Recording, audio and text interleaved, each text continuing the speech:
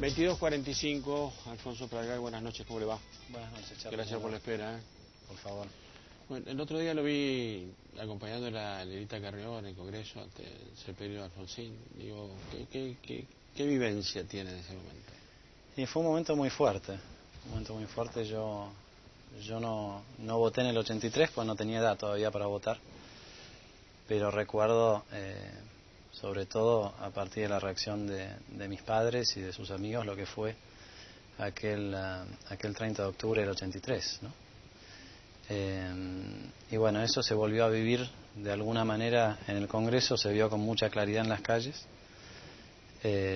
Y bueno, Lilita tuvo su propio duelo personal, porque ella lo conocía a Alfonsín desde que tenía 10 años, ¿no? El padre de Lilita era muy amigo de Alfonsín. Así que era un momento de reflexión, ¿no? Usted decía al principio, el 28 de junio tenemos un acto de reflexión por hacer los argentinos. Y creo que Alfonsín nos otorgó esa posibilidad de empezar a reflexionar desde ahora, ¿no? Y ese es un poco el mensaje de la gente, ¿no? El mensaje incluso de la dirigencia política, gente que no se hablaba y que se juntó en el Salón Azul por accidente o forzados por las circunstancias. Lo que temo de eso es lo efímero de esas cuestiones, ¿no? Digo, ojalá tengan permanencia en el tiempo, que el espíritu ese se prolongue, pero tengo miedo. Y bueno, con un proceso electoral en el medio que viene muy duro, ¿no? Viene muy tenso, ¿no? Sí. Tiene buenas razones para ser escéptico, pero también creo que, como siempre ocurre en Argentina, la reacción de la gente deja su marca, ¿no? Y me parece que políticamente no se puede ignorar lo que fue esa Yo creo que no, de la gente. a mí me parece que no. Tampoco se puede ignorar el conflicto con el campo, por ejemplo. Digo, no. Bueno, hubo algunos que lo ignoraron y otros que no, digamos. Exactamente.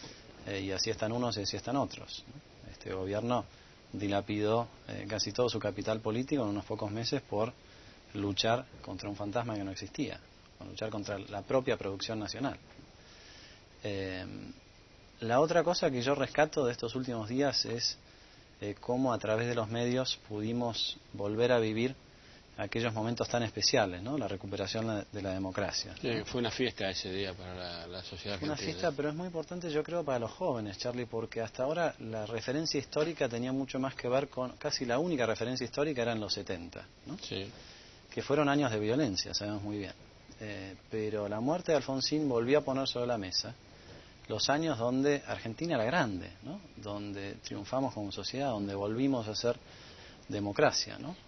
Yo quiero darle énfasis a lo que usted dice, diciendo que hay que recordar que el radicalismo en las urnas le ganó al peronismo y se convirtió en el primer gobierno con el retorno de la democracia. Es un fenómeno histórico espectacular. Después el doctor Alfonsín tuvo las luchas que tuvo que tener con lo que quedaba del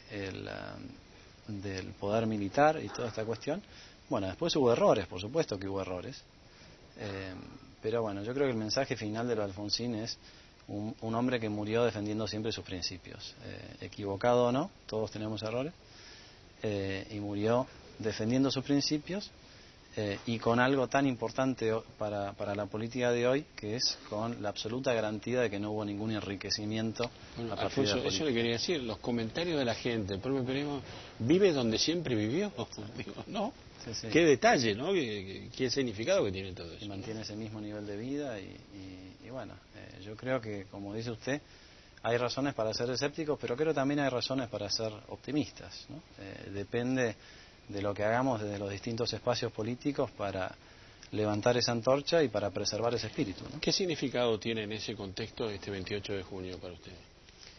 Y este 28... Digo, más allá de un adelantamiento difícil de entender en el marco institucional, ¿no? Digo, más por razones políticas se entienden que institucionales. Sí, por una picardía política, ¿no?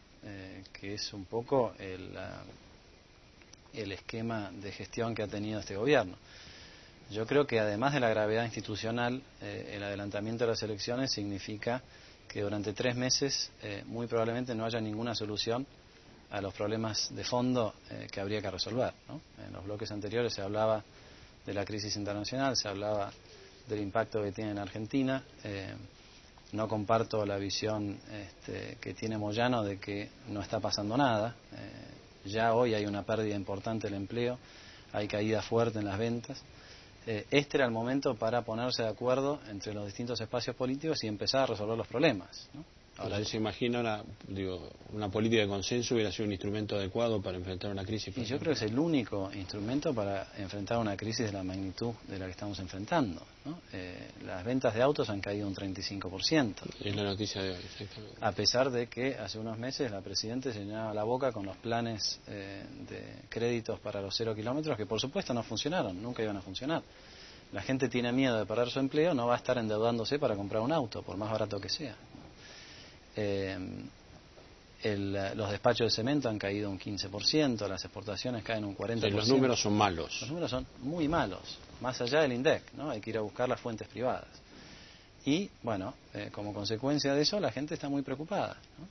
Y la gente hubiera preferido un horizonte claro en términos políticos y no que la política complique aún más la economía, que es lo que va a pasar en estos meses. Hacemos una pausa y seguimos conversando. Sí, claro. Por favor, señor director.